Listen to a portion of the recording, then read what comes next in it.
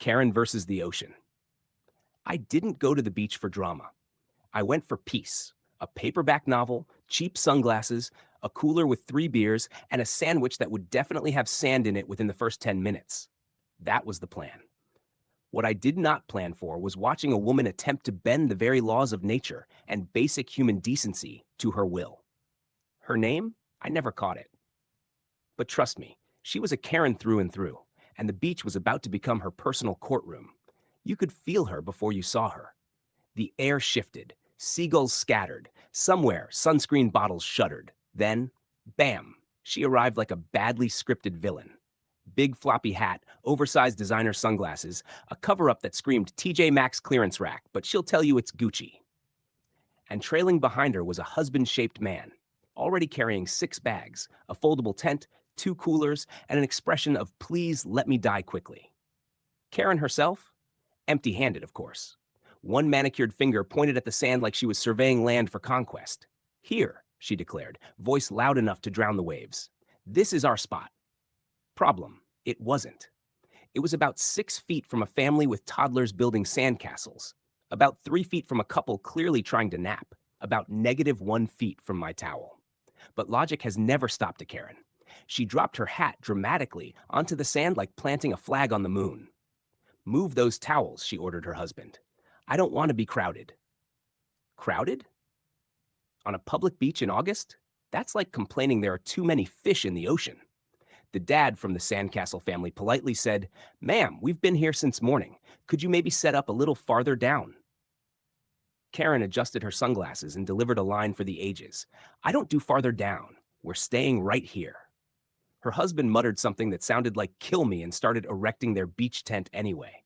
The poles nearly smacked the napping couple, who sat up groggy and annoyed. "Hey, can you not?" the boyfriend said.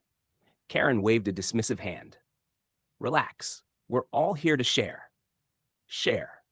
By which she meant everyone else makes room for me, and I take whatever I want.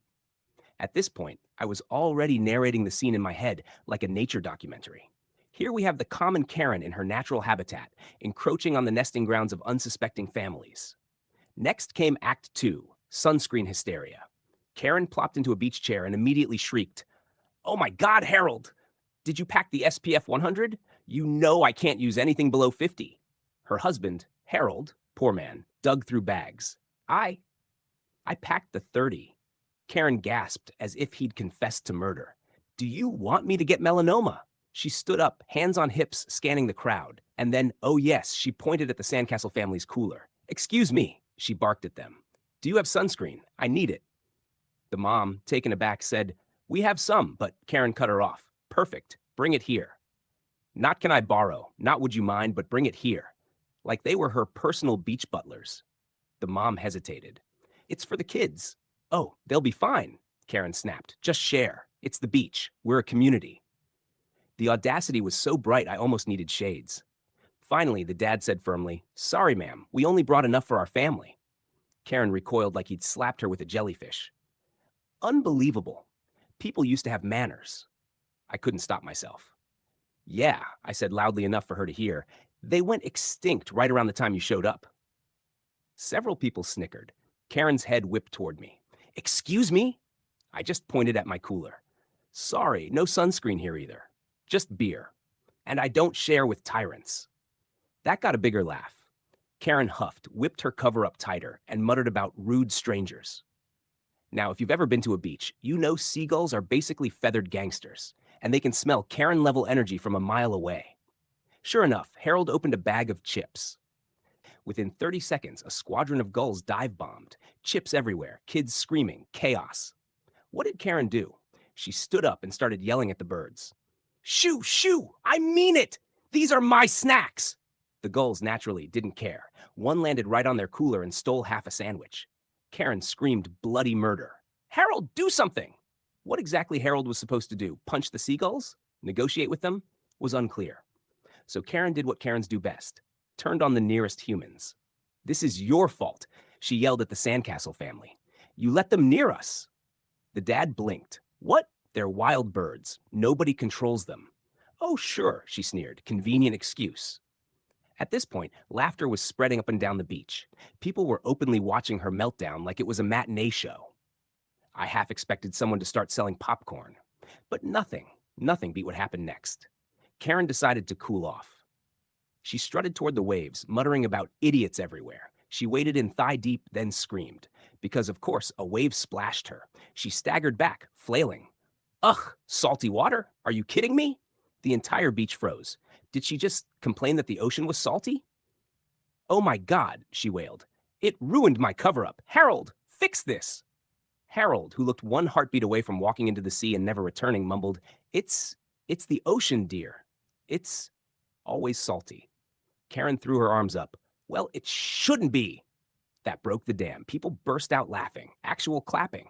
A teenager shouted, Change the ocean, Harold. Karen's face went crimson. You're all disgusting. I'm reporting this beach. I'll have it shut down. Yes, she threatened to shut down the ocean. At this point, beach security, 2 lifeguards with 0 patients left, walked over. Ma'am, one said, we've had multiple complaints. You're disturbing everyone. Please pack up and leave. Karen gasped like always. Me, I'm the victim. These people are harassing me. These birds are attacking me. And this water is contaminated. Ma'am, the lifeguard said, it's literally the Atlantic. Karen shrieked, I'll sue. The lifeguards didn't even bother. They just stood there, arms folded, until Harold started collapsing the tent with the resignation of a man who's done this many times before. As they packed up, Karen kept yelling over her shoulder, Enjoy your little sandpit, losers. You'll regret this. The beach erupted in applause. Someone shouted, Don't forget to sue Poseidon. Another added, Bring sunscreen next time, Queen. And me? I raised my beer can in a mock toast. To Karen, the only woman who lost an argument with the ocean. By sunset, videos were already online. Titles like Karen tries to cancel the ocean, Salty woman hates salty water, Seagulls 1, Karen 0. Clips spread like wildfire. Memes of her screaming at seagulls flooded Twitter. Someone edited her yelling, Too salty into a fake cooking show clip. TikTok turned Change the Ocean Herald into the new sound of the week. Within days, she was the internet's new chew toy. Her public Facebook filled with seagull emojis. Yelp reviews she'd left got unearthed. She'd apparently tried to downrate a playground once because the swings squeak. By the next week, she deleted everything. Harold, if he was lucky, probably deleted her. And me?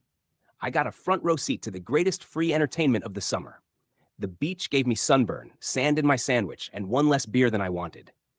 But it also gave me the purest schadenfreude I'll ever taste. Watching a Karen try to fight the laws of nature and lose spectacularly. Because you can argue with people, with rules, even with staff, but you'll never, ever win against the ocean. And Karen learned that the hard way. Like and subscribe and share if this has ever happened to you or someone you know.